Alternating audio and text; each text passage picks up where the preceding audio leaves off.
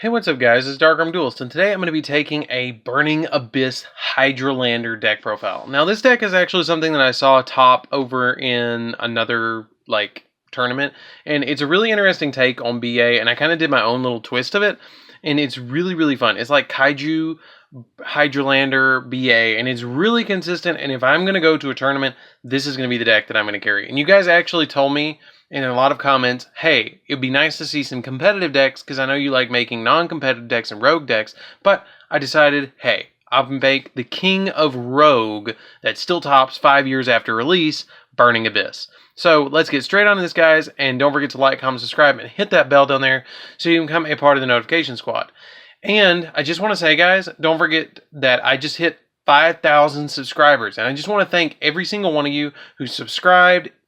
And if you're not subscribed, please consider subscribing. And thank you so much for all the views and all the likes and all the time you guys have spent watching my videos. I really am proud that I could have that time with every single one of you. Thank you so much. So let's get straight on to this video, guys, and I'll show you how I'm playing my Hydralander BA Kaijus. And this deck is a lot of fun. So, first off, we're going to be playing... Oh, yeah, and I'm totally playing the entire deck in Gold Rare. So, yeah, get over it. So we're playing 2 copies of Skarm, Malebranche of the Burning Abyss. Basically, all Malebranche monsters have the effect of that you can special summon them if you have no spell and trap cards on the field. And if you control a monster that does not have BA, Burning Abyss in the name, then they destroy themselves. Also, during the end phase, Skarm has the added effect that you can add a level 3 Dark Fiend monster from your deck to your hand if he's in the graveyard, and he was sent there this turn. So then I play 3 copies of Farfa. Shoutouts to Farfa. It has the same effect as Skarm. All of the BA monsters have that effect that you can special summon them if you don't have a spell and trap on the field. And they also have the added effect that they destroy themselves if you don't have a monster that says BA on the field. Like, if you have a monster that says something else besides BA on the field. Like, if you have Hydralander, they destroy themselves. But if this card is sent to the grave, you get to target a monster on the field and banish it until the end phase. Then I play 2 copies of Libic, Malebranche of the Burning Abyss. If this card is sent to your graveyard, you can special summon 1 level 3 dark monster, fiend type from your hand, but its effects are negated, which is pretty cool, because it can negate the effect of destruction, which is nice. Then for my 1 of BA monsters, I play 1 copy of Barbar. Barbar, if it's sent to the grave, you get to banish 3 Burning Abyss cards in your grave, and then inflict 300 points of damage for each one you banish. You can banish up to 3. Then I play 1 copy of Seer. If it's sent to the grave, you get to special summon a Burning Abyss from the graveyard. I play 1 copy of Kagna. Kagna sucks, I'm going to be totally honest with you, but I play it because of the name, and I need BA monsters. So that's the only reason I really play Kagna. If it's sent to the grave, you can send a Burning Abyss spell or trap card from your deck to your graveyard. I don't play any Burning Abyss spell or trap cards, so basically this card's a vanilla. Then we play 1 copy of Kelkub. Kelkub, if it's sent to the graveyard, you get to target a set spell or trap on the field and return it to the hand. Then we play 1 copy of Alec. If this card is sent to the grave, you get to target a monster on the field and negates effects until the end phase. Pretty good. Then I play 1 copy of Dragya. If this card is sent to the grave, you get to choose a BA card from your deck and place it on the top of your deck. He kind of sucks too. I usually don't play him in my other BA builds, but I wanted to play 1 of each BA monster in my build because of Hydralander having the effect of you have to have monsters with different names in your grave, and you can't have duplicate names. So that's why we're playing all the BAs. Then I play a Graph. He lets you special summon monsters from the deck when he's sent to the grave. And then Rubik is essentially just a tuner and a vanilla. And that's it for my BA monsters. For the other cards that I'm playing in the deck, I'll show you this really quick before I move the BA monsters. I'm playing 3 copies of Fiendish Rhino Warrior. This card is like essential. He should have been a Burning Abyss. They should have just made him some sort of Malebranche. You can, Fiend type monster you control except Fiendish Rhino Warrior cannot be destroyed by battle or by card effects. So it prevents them from being destroyed by their own card effects, which is really nice. And then if this card is sent to the grave, you can send 1 Fiend type monster from your deck to the grave, except another copy of itself. And you can only use this effect once per turn. So if you mill it, it's a Foolish Burial. If it's on the field, it prevents him being destroyed by battle or by card effect, except for himself. So that's it for the Fiend engine, besides a tour guide that I'm playing, and I'll show you guys in a minute. So let me move these out of the way, and I'll show you some more of the monsters, because this is a high I think I'm playing, it's 37 monsters and 3 spells because I'm playing Sekka's Light in here as well. So then we play the main monster of the deck, and that's 3 copies of Orbital Hydralander and 2 copies of BLS. Now, the reason we're playing this ratio is because Orbital Hydralander really is the boss monster of the deck. Like, it is totally the boss monster of the deck. It cannot be normal or summon or set. It must be special summon from your hand by having 5 monsters, 5 or more monsters in your graveyard, and no monsters in the graveyard with the same name. That's why you play all these different names of BAs in your grave, is because you need different names in the grave for Hydralander. And then you can send 3 cards from the top of your deck to the grave, destroy 1 card on the field, and you must have at least 2 monsters in your grave and no monsters in your grave with the same name to activate and resolve this effect.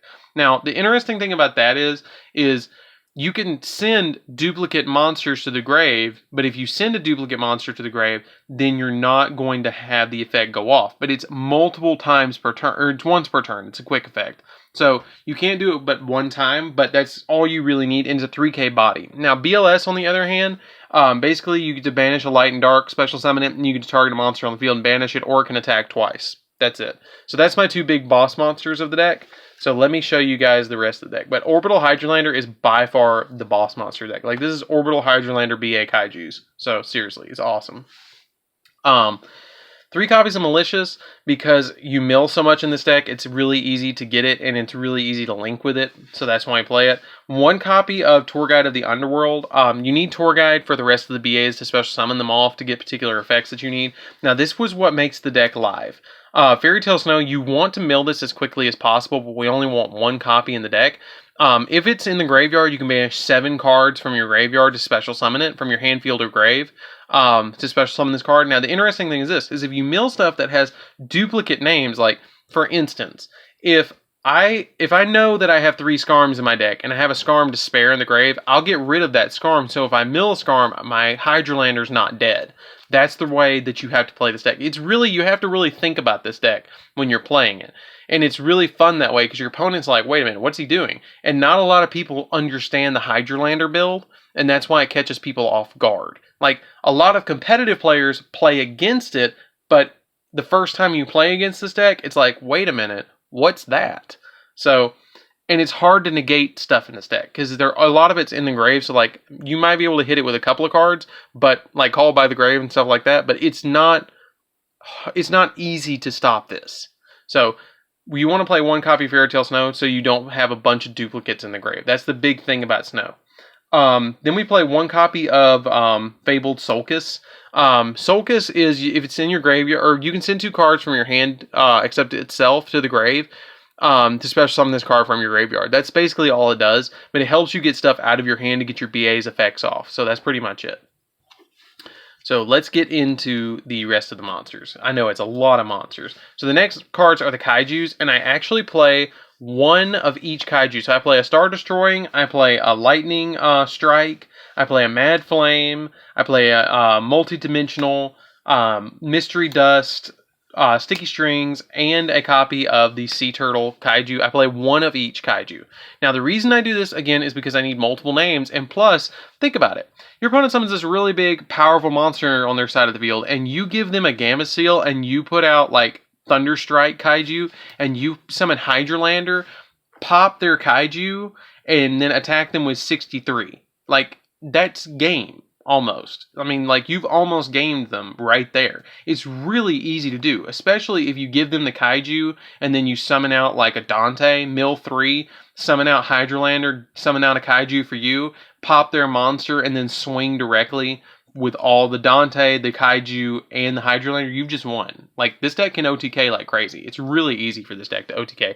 So you need 1 of each Kaiju in the deck. It's really important. Like, this deck does not need hand traps compared to Kaijus. Like, Kaijus are the essential thing about this deck. So that's it for the Kaiju package. And then for the last 3 cards of the main deck, it is 3 copies of Sekka's Light. For draw power, if you have no spell and traps cards in the grave, draw 2 cards, and for the rest of the duel, after you activate this card, you cannot activate spell or traps except for another Sekka's Light.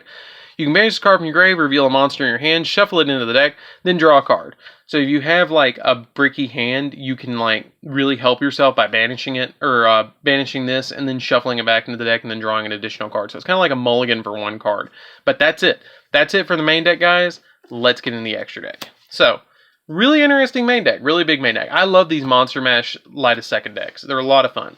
So we're going to play 2 copies of Dante, Traveler of the Burning Abyss. Basically, when he's on the field, you can detach material from him to mill either 1 or 3. You're always going to mill 3 off the top of your deck. And then he gains 500 attack for each one that you send to the grave. And then if this card attacks, change it to defense. And the gain attack only lasts until the end phase of the turn. Also, if this card is sent to the grave, you get to target a Burning Abyss monster in your grave and add it to your hand, which is pretty good. Then we play 1 copy of Beatrice, Lady of Eternal. You can XYZ summon this card with Dante also, and then you can also, if this card is summoned this way, the following effect cannot be activated this turn, which kind of sucks. But once per turn, during either player's turn, you can detach a material from this card, send a card from your deck to the grave. So she's just Foolish Burial, essentially. And if this card in your possession is destroyed by an opponent's by battle or by card effect and sent to your grave, you can special summon a Burning Abyss monster from your extra deck, ignoring its summoning conditions. So the main monster you're going to summon off of that is this Dante, Pilgrim of the Burning Abyss. We're going to get into him in just a minute. So, continuing on, we play 2 copies of the Phantom Knights of Breaksword. I really love this card in this deck because it's a scrap dragon that just pops stuff and it gives you additional names that you need.